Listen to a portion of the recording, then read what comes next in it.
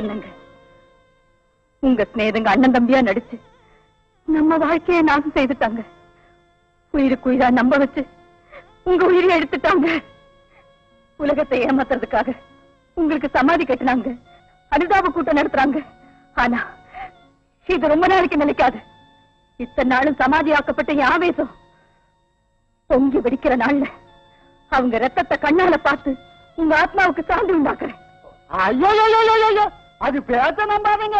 10 வருஷமா நடக்கிற பாரதமுங்க புருஷனை கொலை பண்ணதும் இல்லாம வருஷம் வருஷம் இங்க வந்து வாயே கொள்ளும்.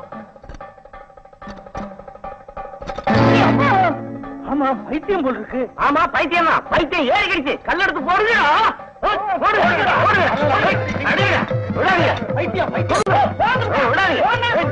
அந்த போலீஸுக்குலாம் தெரியும் இந்த பைத்தியத்தை கொண்டாடுறாமா.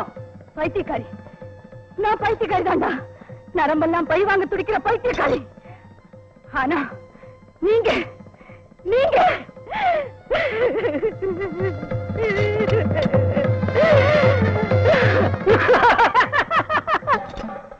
போங்கடா.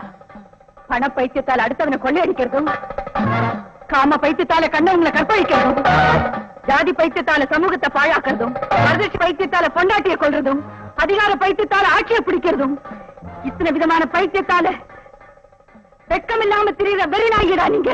அடிங்க